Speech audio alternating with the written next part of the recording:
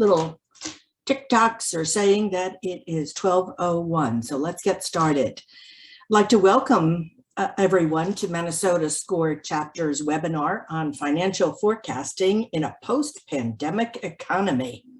It's being presented by Alan Gorlick, a talented and well-qualified presenter and SCORE mentor. I'm Diane McKeever, also a SCORE mentor and chairman of the Education Committee. Before we get started, just a little housekeeping. This presentation is being recorded and you'll receive a link to it as well as the PowerPoint slides in the next few days. If you have any questions during the presentation, we ask that you use the Q&A box rather than the chat box. It just makes it easier for us, and we will field these questions at the end of the presentation. This is the fifth in a series of free presentations on the topic of finance. You're going to receive links not only to this presentation, but to the other recordings as well, and also a copy of this slideshow in the next few days. Just be patient. If you don't get it in an hour after the presentation, it's okay. It's coming. We will get that out to you. So just a little word about SCORE. SCORE is a nonprofit organization affiliated with the Small Business Administration. And SCORE offers free confidential mentoring and educational services like this. Our chapter, the Minnesota chapter, has nearly 90 volunteers serving Manatee and Sarasota counties in Florida for over 50 years. In 2020, we were awarded the Diamond of Excellence Award for outstanding service to the community. SCORE has assisted over 11 million clients since its inception over 50 years ago. SCORE can help you in all stages of your business process, whether you're thinking about opening a business or you've just newly opened one and need a little help, or you've been in business a while, but you want to grow, or lastly, you're thinking about selling or closing. In that case, we actually have a dedicated group that will help you sell or close your business. Don't just close the door and turn off the lights. You may be walking away with a lot of money on the table. We encourage you to visit our website, minnesota.score.org. There you can request a mentor. You can find a workshop like this. You can locate podcasts that have been recorded or look in the library for more resources. We have a lot of templates and other documents that will help you in your quest. Lastly, I'd like to thank our sponsors and community partners for keeping the lights on. Without them, we couldn't do the work that we do in our community.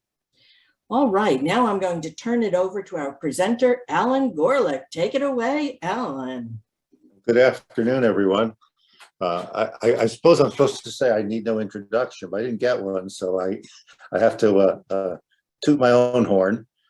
So here's just a little bit about my background. I've been teaching this stuff for about 30 years. The good news is that the math hasn't changed. The way we forecasted is still the way we forecast. But the even better news is our tools have just increased our ability to do things we couldn't have easily done 30 years ago in terms of sharing among the participants in a forecast, as well as doing the math and creating different scenarios. And I've been researching this stuff. I give papers at conferences on some of these things, especially strategic options and risk management. So I love this subject, and I love seeing how it's gotten easier to use over the years. Now, you probably recognize this guy. He's been known for a lot of interesting things. I have a whole book of Yogi quotes. You may remember his Aflac commercials where he said they give you cash, which is just as good as money. My favorite Yogi quote is, when you come to a fork in the road, take it. But this one here, forecasting is difficult, especially when it involves the future. That's true. It's been a tribute to a lot of people, but I'll give it to Yogi because I certainly heard it first from him. And we're going to see if we can make it just a little less difficult in the next hour or so. So today we're going to talk about the current environment. Why did we say it's a post-pandemic forecasting time? Because, I mean, everyone knows it's, or at least hopes it's post-pandemic, but it's a different environment than it was 2 years ago. And when you forecast, you have to decide what is it you're forecasting, what regimen do you want to use, and why? Why do you need a forecast? And then we can go into some techniques and then talk about some gotchas. And depending on how much time we have, I do want to get into some advanced subjects like artificial intelligence and Monte Carlo simulation. Obviously, you can get your doctorate in AI, so we're not going to cover it that deeply in a few minutes, but at least introduce you to some of the areas. And then we'll stay around and answer questions, as many questions as you have. This slide I probably should have on every single one of our presentations, because we are just kind of scouring the beach here, letting you know what's out there without giving you, hours of detail on any one of these subjects. But there are ways you can get more information. And the most obvious, going back to what Diane said, is get on the website and request a mentor. Say, I saw this presentation on forecasting and I need to do it. And I'd like to dig it a little deeper. You can look at our other subjects. We have archives and recordings of all kinds of presentations like this. You can look at what we've got coming up. Our next month is going to be on HR. And then we've got a month on sales skills. And we cover a lot of different subjects for business. In fact, you could even suggest subjects to us. We have a very large committee that figures out what education we want to do. Actually, the two members of that committee are both on this call, so we're easy to reach, and you can suggest ideas, and we'd love to hear your suggestions. And then, of course, there's always Google. You can dig in a little deeper. Of course, you want to be careful because you'll be looking at things that have not been peer reviewed, and it could lead you astray, but it is certainly a great resource that everyone has. So what do we mean by post-pandemic? What's different now from what it was pre-pandemic? Well, I think the first one, if you just watched any news program in the last 6 months, you know about the first one. There's a lot of demand. I guess you'd call it pent-up demand, because many people were locked away for a long time and they want to have some fun. My brother just bought a boat and he had trouble finding a boat he could buy. And then when he bought it, he couldn't find a slip to put it in, because everyone wants to get out and do stuff.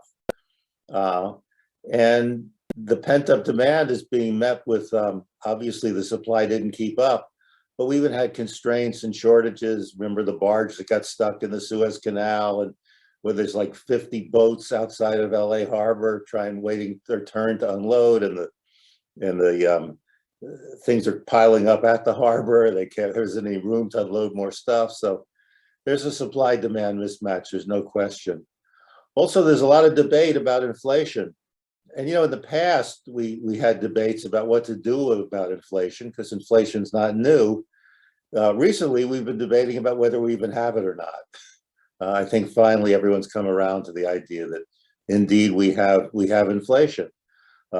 We have supply shortages, which has risen costs. We have people shortages, which has caused wages to go up. Fuel costs are hugely higher. The average price of a gallon of gas is more than $1 higher than it was a year ago. And that hits everybody. We all drive, we all use a lot of gas. Also, we've been printing money like crazy. And you may hear even higher numbers than this, that the money supply has gone up 40%, which it actually has, but that's sort of cherry picking a start time and an end time. But if you look at the actual data from 2 years worth of data ending at the end of 2021, the money supply went up 30%. Now, to put that in context, our money supply typically goes up a little over 6% a year. And even through quantitative easing from 2008, it still went up only 6% a year. That's why we didn't have the inflation then that some people feared. But now we really have it. And it's not just because the government's spending money, it's because the government's spending money, which we are then printing. If the government spends money by taxing, I mean, that's an issue, a political issue, but it doesn't create inflation. If the government spends money by borrowing it, there are other issues that have to be dealt with, but it's not inflationary. It's inflationary because we're printing the money. Now, depending on your political bent or your ideology, you may say, well, we had to do it, we had no choice. or you could say it was a really dumb idea and we should have listened to Milton Friedman, who got a Nobel Prize by telling us not to print too much money or it would be inflationary. But whatever your ideology is, the facts are that M2 has gone up at least 30% and 40 if you pick the right two dates, and that is inflationary. We know there are labor shortages. We're talking about the great resignation, the great quitting. We don't even know where all these people are. I think some of them are on this call because you're starting businesses and you want to learn all these skills. But we don't know where everybody is. We just know that they're not at the jobs they used to be at. There's probably some increases in consumer industrial debt. I don't know how well that's been measured. We still have some things that resemble the lockdowns, but mostly we've come out of that. And there are always new regulations. So you can depend on that. You can put that on a slide any year. Seems like regulations don't disappear. They just increase. And this is just a slide off the Federal Reserve's website, just showing that you can see the money supply from the beginning of this period, which was about 2016. You can see it was going up at a nice even 6%, 6.2% a year. And then we had the lockdowns and the big plans to help people who couldn't work or help companies pay people who otherwise they couldn't afford to pay through the CARES Act and the other things. And you can see this giant jump, and it just kept going up. And we're still printing money at breakneck speed. And so you can see graphically that inflation is very real and has to be considered in any kind of forecasting you do. It's going to raise your cost of borrowing, getting money because you're going to pay more interest. It's going to make some things harder to do, and it has to be taken into account in any forecast. Then there's a question of what exactly are you forecasting? Are you forecasting a pro forma? We'll talk a little bit about that. That's the most common kind of forecast, which just says, what are my financial statements going to look like over the next period? Are you forecasting expenses, or is it profit? Do you have a new product or a new location or a new strategy, and you're trying to decide how's it going to do? Is it worth making the investment? Well, this is all happening in the future, so it all requires a forecast. Or maybe you're just simply trying to recover from the pandemic and want to get a realistic view of how quickly you could possibly recover. And you could probably add to this list of forecasting regimens. You could probably think of 10 more, but obviously the most common is to extrapolate, make a line of how things have been growing and extend the line. You can see what on that previous slide what would have happened if you tried to do that with the money supply. You would have been way off. So sometimes you need a new slope. We talk a lot about zero-based budgeting because this may be a good time for it. Your budget may be tied to your marketing plan. You may be looking at different scenarios. And as I said, we're going to talk about Monte Carlo simulation, depending on how much time we have for it. Now, why are you doing a forecast? And I think you can put the reasons into three categories. Liquidity is one. I mean, you're forecasting just to see if you're going to have enough money or if you have to start borrowing. This is actually the most common usage of the pro forma. It's to say, all right, here's how I think things are going to look at the end of the next period, which is usually a quarter, usually 3 months. So you say, what's my company going to look like in 3 months? Can I pay interest on my loans? Am I going to burn through too much cash to have to borrow it? The cash conversion cycle, which we talked about in a previous webinar, it refers to how fast I have to pay my bills versus how fast I get paid by my customers. And if I'm getting paid slower than I have to pay, I'm going to burn through cash. And if I can get paid faster than I have to pay, then I'm not going to burn through cash. So liquidity is a very important reason to forecast and probably the one you're going to see the most. But you may be forecasting performance. How's this company going to look? Maybe you have bonuses that are tied to performance. A lot of bonuses are tied to EVA, which is economic value added, but they may be tied to return on equity or return on invested capital. Or you may be looking to say, well, if I can improve my return on equity, I can issue more stock. So I want to forecast the performance so I can see what the return on equity or return on invested capital is likely to be. And then I'll know if I have a chance to issue more stock at a good price. And then, of course, you may want to just value your company or value your particular investments. So you need to look at discounted cash flow, look at how fast you can reinvest it. And the last bullet, asset allocation, it's not a minor thing. If you listen to Warren Buffett, he will tell you that one of the differences between the best managers and everybody else is asset allocation.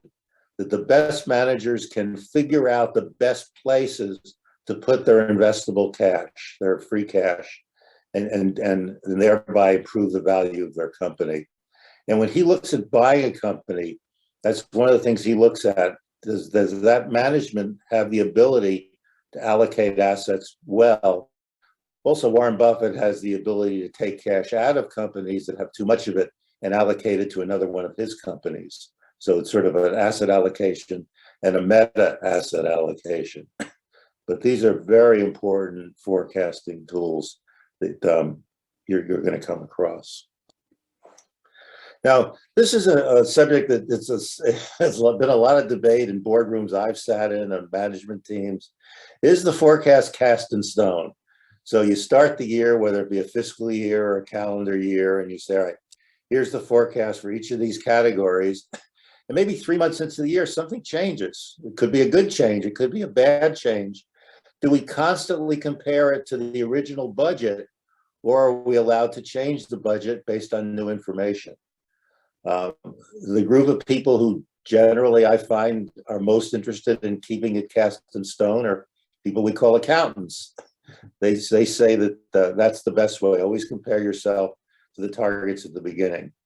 But many managers feel differently, and it's something you have to decide. Are you going to change this, or are you going to always compare your actual to the forecast or the budget that was created at the beginning of the period? Obviously, it's best if you can have this debate before the period begins and not during the period. But like I say, I've seen it happen most often during. Another version of not having it cast in stone is what you would call a rolling forecast. So let's say you're always looking at 1 year ahead, or always looking at 5 years ahead, or whatever the period is that you can conveniently forecast, but it's always from this second forward by that period. So it constantly rolls. There's a lot of benefit to that because you're always trying to decide how much to invest in travel or advertising or whatever. And having a future time period that's constant rather than a budget period that's constant has a lot of benefit. It's not too good if you want to tie it to incentives. If you want to give people bonuses based on some of these things, you can't really do that very well with a rolling forecast. And you have to be very clear. I mean, it probably needs more transparency than just a spreadsheet. It can be harder to do. And if you don't get buy-in, wow, you're just looking for trouble. But I think there are a lot of advantages to it. And, in certain situations, especially with a company that's growing fast, or sadly, a company that's contracting fast, a rolling forecast may be a very good way to constantly deal with the future as it comes. So for the pro forma statement, as I said, it's the most widely used. I think we did a score. I didn't do it, but we did a score webinar a few months ago on pro forma statements. You can look that up if you need more information. We have some good spreadsheets available on our website that will help you with this. But essentially, you're just saying, I'm going to create my three statements, my balance sheet, my income statement, and my statement of cash flows for the end of the next period and sort of predict what it's going to look like. And you can do it in a lot of detail. A very common way to do it is as a percent of sales. So if advertising was always 3% of sales, you forecast sales, and now advertising is 3% of that, and maybe travel's 11%, or whatever has been the history in your business. Just be aware that there are seasonality issues. So if you're coming off of your busy season and doing a pro forma for your slow season, you have to take that into account, or you just can't say next period is going to look like this period. When you talk about interpolation, just so I can distinguish it from extrapolation, interpolation is when you have some endpoints and you're trying to figure out what the numbers in between should look like.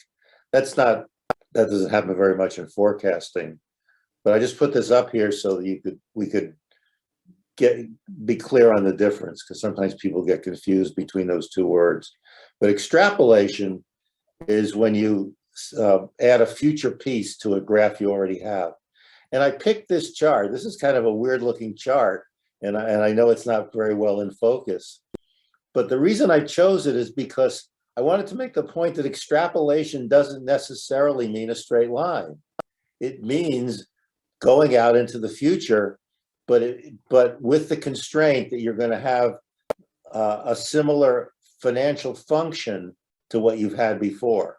So someone did the math to create this and said, if your function looks like it did from A to B, you could argue that it's then going to look like it does from B to D. It's not a straight line, but it is an extrapolation because it's the same financial function. But of course, more likely, if you extrapolate, it's going to be a straight line. And so if you're going to extrapolate a straight line, you need to consider what's known mathematically as R squared. And I don't spend a lot of time on the math for R squared. It's easy to find it. But if you look at these two things here, you've got these dots on the left side that are all over the place. And you've got these dots on the right side that seems to easily suggest a straight line. And the problem, I mean, the good news and the bad news here is, if you look at this in the days before we had computers, you'd look at the one on the left and say, well, there's no trend here. You look at the one on the right and say, well, obviously there's a trend, and I can potentially extrapolate that trend. The problem is that computers will do a linear regression on any series of dots. It doesn't have to be a good series. It doesn't have to be an obvious trend. The computer will just do the math and create a straight line. And now you can look at this and say, well, I can see that's not a good trend. There is no trend here. But you don't have to do it by sight, because some of these aren't as clear as either the one on the left or the right. So we compute what we call R squared. And if R squared is greater than 90%, or sometimes just expressed as a decimal, greater than 0.9, then you pretty well look like the one on the right. If R squared is more like 0.3, you look like the one on the left. And, I would argue that most of the time you want to be greater than 0.8. I always prefer if I can be over 0.9, but you can get some pretty usable data over 0.8. But if you're not over 0.8, then you really don't have a line that you can extrapolate, and you have to look at some other technique. And if using a spreadsheet, you put all these dots on there, and Excel will tell you what R squared is. You don't even have to remember the math. Now, because we're coming out of a pandemic and it's a different world, even after you've done that, you've created your lines, you may say, okay, fine, I need a new slope now because it's different. I'm not going to grow at the same rate or sell at the same rate or have profit at the same rate. And you need a new line. Now, of course, now you're into the future. It's hard to know what that new line should be, but I would rather be approximately right than precisely wrong. So that, going from X3 to X4, you're approximately right. If you just extended X3 in the same slope as you had from X2 to X3, that would look very precise, but it would probably be wrong. So I would always opt for approximately right over precisely wrong. But it does get more difficult if you're trying to say, what should my new slope be? Okay, so let's talk about zero-based budgeting. What zero-based budgeting does essentially is says, okay, I'm not going to extrapolate anything. I'm not going to say, here's what it is today, and therefore all I have to do is extend today into the future. It says, I'm going to look at every single expense, maybe just within a department, not necessarily within a whole company, but I'm going to look at every single expense, and I'm going to say, can I justify it? And how could I justify it? So we essentially start from zero. That's where the name comes from. We say advertising isn't entitled to any money unless we can justify it, rather than saying it's always been 3% of sales. Or travel, maybe we don't have to travel at all. We can do Zoom calls, or we can do lots of email or whatever. So let's think about it and analyze every single expense. Now you can imagine this is very complicated, especially if you have, 300 line items on your budget. It's a big deal to look at every single one. But I think there's a lot of value as we come into a world that's different from the world of 2 years ago. So if you look at some of the pros of zero-based budgeting, the best one is you've justified everything. Wow, isn't that great? It encourages collaboration, although I'm sure as you're thinking about this, you might replace the word collaboration with warfare, because now everyone is competing with everyone else for every single dollar. So it may be collaborative, or it may just be silos shooting at each other, but hopefully it will encourage collaboration.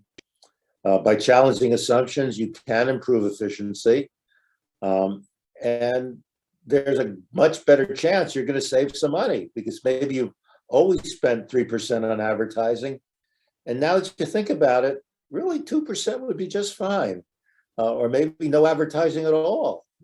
Maybe you're just putting ads in magazines because you always did, and when you really think about it, you're not getting any hits. Maybe I shouldn't pick on advertising, but it's something I stress about in my own business, how much I want to spend on that. So it's high on my list of things to worry about. But the point is that you have a better chance of controlling cost if every cost has to be justified. But then there's some obvious cons. You got to know what you're doing. You've got to have people who either get trained in how to do this or already know how to do it. And it's going to be time consuming. It's much more time intensive than just agreeing to keep the percentages pretty much as they've been, or maybe argue about little details, the fifth decimal place, rather than whether the cost should be done or not. And so, instead of collaboration, if you end up with warfare, then you've got the second bullet. You harm the company's culture, maybe forever, because it's amazing how nasty people can be to each other when there's money involved. And maybe you just don't have the time. It sounds like a great idea, but life gets in the way. So you may need traditional budgeting just because it's simpler, faster, and easier to implement. But I think in all cases, as we come out of the pandemic, especially if you have a complicated business, at least give some thought to zero-based budgeting. Maybe not every line item, maybe not every division, but they're just places where you really should consider whether you should always do what you've been doing. We can talk about artificial intelligence. It seems like we have actually a lot of time still left, so we can go into some detail on these advanced subjects. The artificial intelligence has been credited for a lot of things and blamed for a lot of things. It can enable a computer to play a game of Go that they thought could never be taught to a computer. It can teach it to play chess. They originally programmed computers to play chess by teaching it chess. So they would get these chess gurus together and they say, no, don't do that. That's a bad move. No, that's a good move. Well, let's think about this. Let's look 3 moves ahead. And the benefit the computer had was it would remember all that, and it could look many moves ahead because it can think so fast. And that got it to grand status. I mean, computers were able to beat some of the best chess players in the world. But then when AI came along, they said, well, let's see if the computer can teach itself an even better chess skill to beat the grandmasters. And it did. The computers, by kind of playing amongst themselves, learned even more than we could teach them. And then they tried that with Go, which seemed like a game that was just could never be taught to a computer because there's so many permutations of that game. And yet Go now, the Go computer can, so it's a great story. And I mean, it was business, but it certainly gets artificial intelligence in the news. On the other hand, artificial intelligence is really bad at things humans are good at, like distinguishing a dog from a cat or chopping down a tree. They tried teaching computers to chop down trees, and they found that the computer would stand on the wrong side of the tree, chop it down, and then the tree would fall on the computer. I mean, I could sort of picture myself doing that if someone asked me to chop down a tree. But and of course, the biggest debate right now with artificial intelligence is whether self-driving cars have a future. They do some really cool things, but they also have some accidents that humans wouldn't have had. So I'm not talking about any of that. That's all really interesting, and go for it, read about it, and have fun with it. I'm talking about a part of artificial intelligence which is well proven and very useful, which is spotting trends. The computer will see things we don't see, especially if you have a lot of data. In fact, you could even argue only if you have a lot of data. Artificial intelligence is not very good on small data sets. You do better looking at it yourself. But when you have a lot of data, the artificial intelligence will spot trends. And I've talked to people in the drug business because AI is used a lot now in drug development. And one of the really cool things they tell me is not only does AI answer the questions that they ask it, it answers questions they didn't know to ask. So it actually says, well, how about this? You didn't think about this, but how about it? And so trend analysis is really a specialty of artificial intelligence. And that's where it has an immediate benefit to a complicated business, because new markets, new applications, competitive analysis. So for example, maybe you didn't realize that your product that you designed to do one thing is actually very good at something else. But the AI system would notice that people are using it for this something else that never even occurred to you to look. Or same with competitive analysis. You think you know your three big competitors, you read their annual reports, you read their ads, you try to sneak into their meetings or go through their garbage cans or whatever. And the computer figured out that really those are not your three biggest competitors, that there are three other companies. I used an example in a previous webinar about how the shopping malls didn't realize that they were competing with restaurants. They didn't even have restaurants in the malls because they thought, well, people will come here to shop, and the eating is a whole different thing. And then they came to realize that eating is also entertainment. I mean, people eat out a lot, know that, but the shopping malls apparently didn't. And so what they did is they started to bring the restaurants into the mall, so that when you came for your entertainment experience, it could be shopping at Macy's or eating at a great restaurant or eating at a fast food restaurant or going to the movies. But they wanted you in the mall for all four of those things because they were all entertaining and they were all competing with each other for your time and money. And it took a long time for the mall operators to see that. I think artificial intelligence applying to a similar situation today would see the patterns that hadn't been seen just by the naked eye. Now, one of the things you need to do is you need to make sure you're controlling your bias. And when we talk about bias here, we think about racial bias or age discrimination. That's really not the artificial intelligence issue. Bias is just when your data kind of leans a certain way. Like maybe it's only looking for patterns that have to do with sale of small items when you want patterns for all of your items, or maybe somehow your data leans to the Northeast and you want to also know what's going on in California.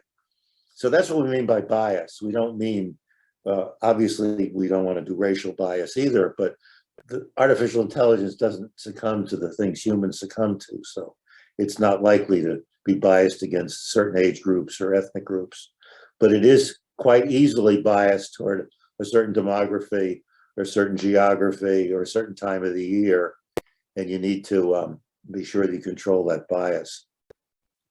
Also, you need to stress test your assumptions.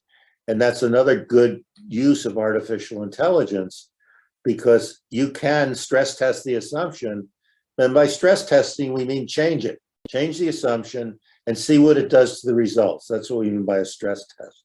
So if you assumed that you were only going to sell your product to people in the 25 to 40 age group, say, well, what would happen if we tried to sell it to people in the 40 to 50 age group and get some data on that group and let AI tell you whether they're likely to buy your product. Again, you can do it possibly without AI, but if you have a lot of data, you're not going to see the things that AI sees.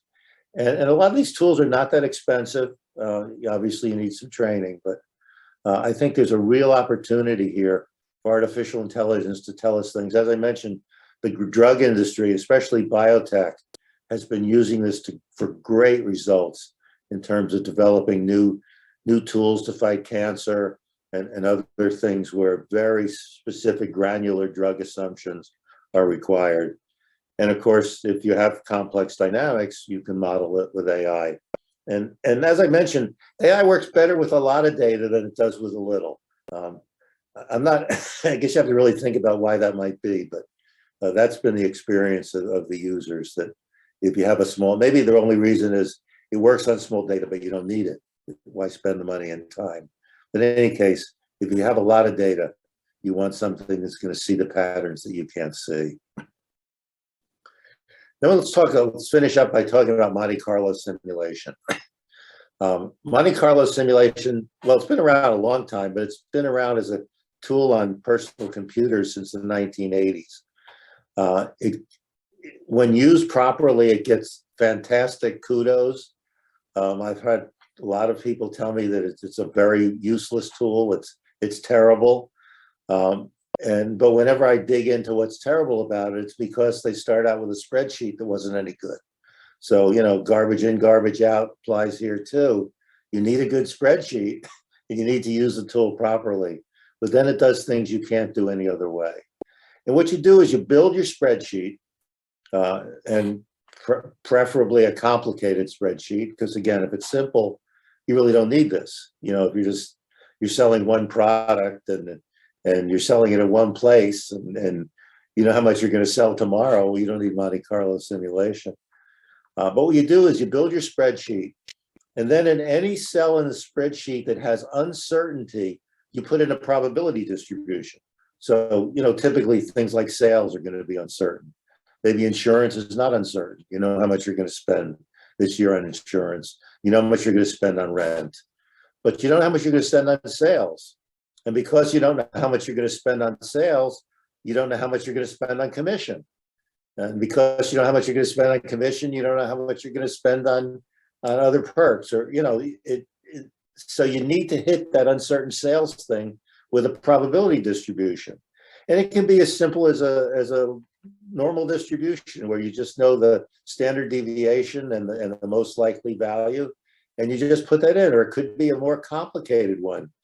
But the Monte Carlo tools will take any known distribution, or you can actually create your own. You can create a histogram, and based on data you have, and let the computer create a distribution based on your histogram, and then put that distribution into the cell that has the uncertainty.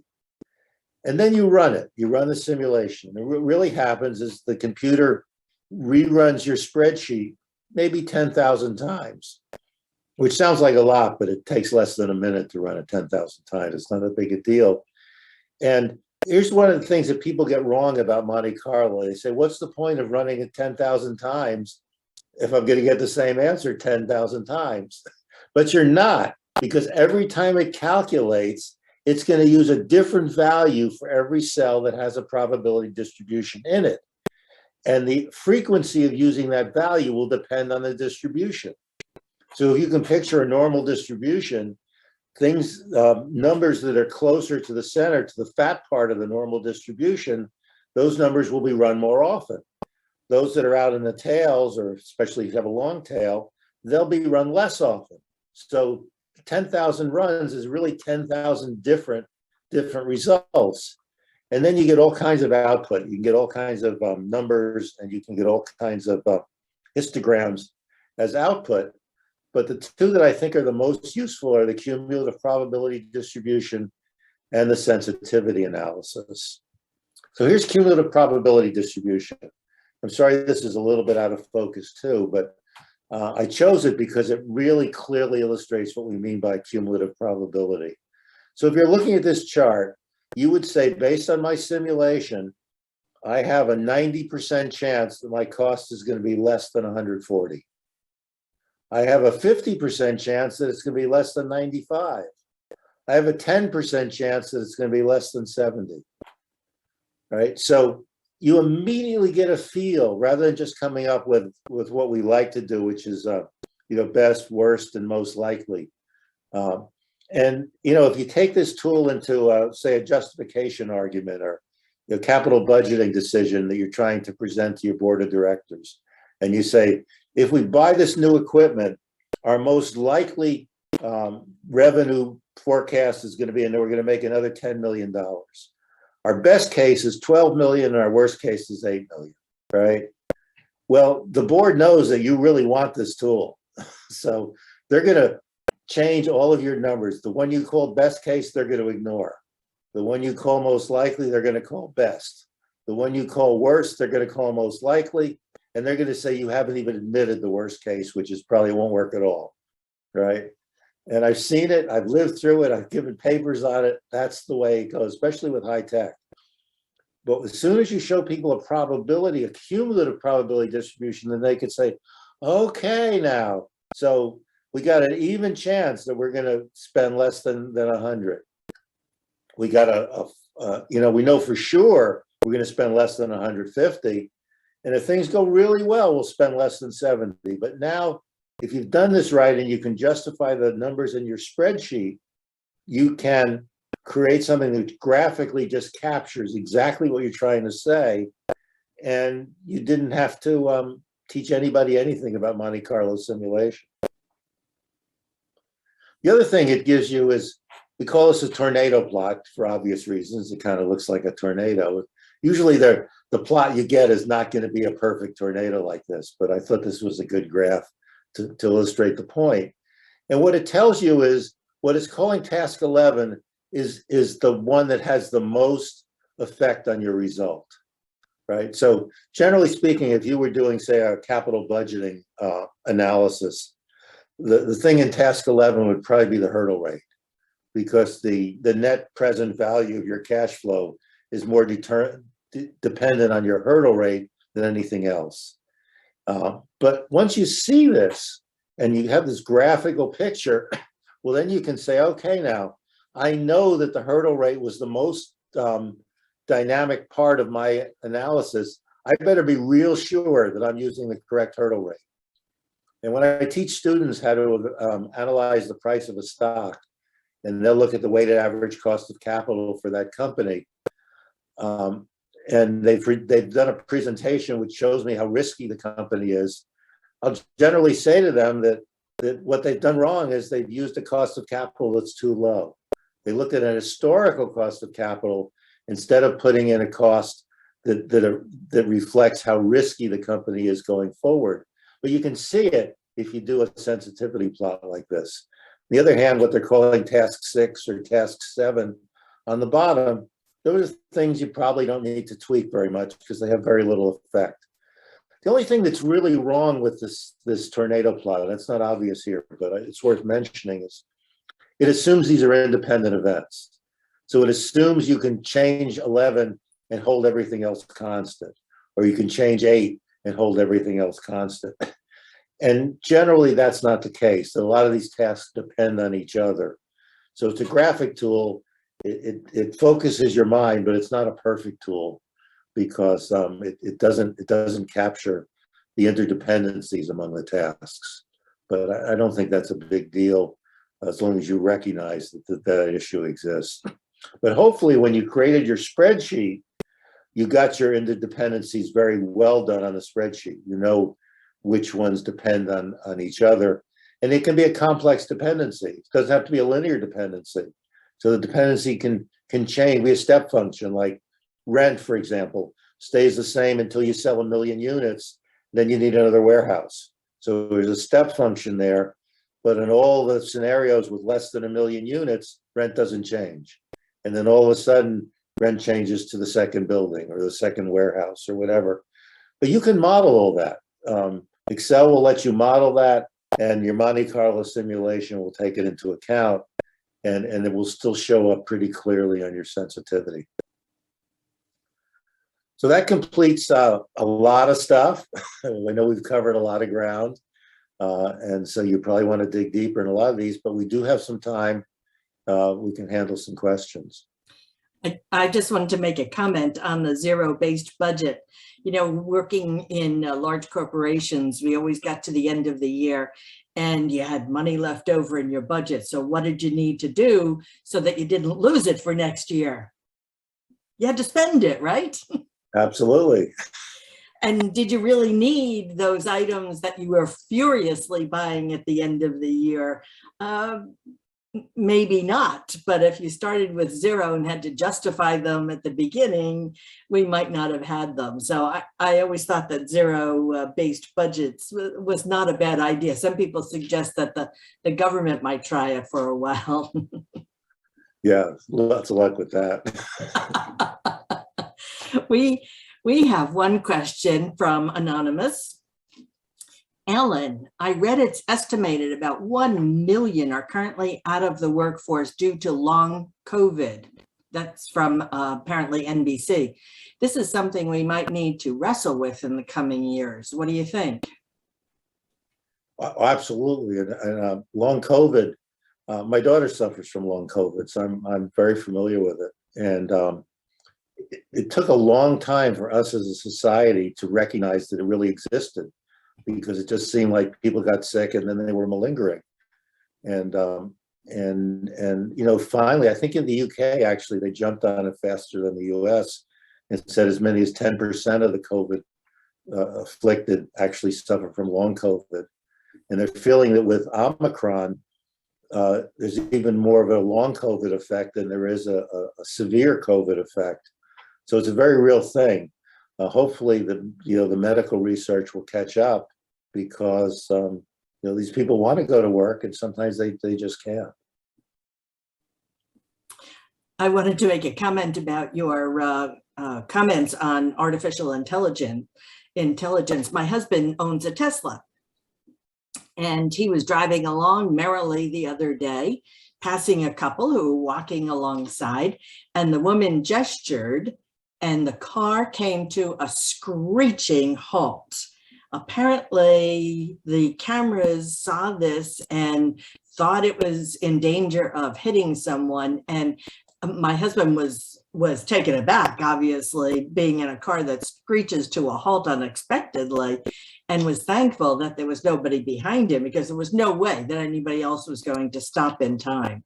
So yeah, artificial intelligence has come a long way and is still in the works. Yeah, in fact, it's most scary with cars, and there have been a lot of scary stories, especially with Teslas, about them thinking when you don't want them to think. Exactly. Well, we have no more questions. Can you believe that? And there's no comments, there's no chat. We've taken care of that. So I want to thank you all for coming.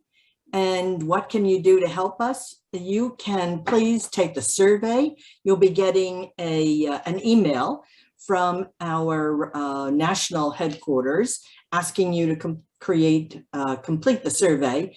And there's really two questions that we would like you to focus on. One is, what can we do to improve this presentation? And secondly, what additional topics would you like to see? As Ellen pointed out, here's the Education Committee, and we are the people that you want to let know about this. And you may find that your topic is the next one that we present. We do try and look about 3 months ahead, because there's quite a bit of planning that's involved. But if you have something that you would like covered, please let us know about it. And think about applying for a mentor, a SCORE mentor. They're free, it's confidential. Why not? It is really a great service that I think we provide.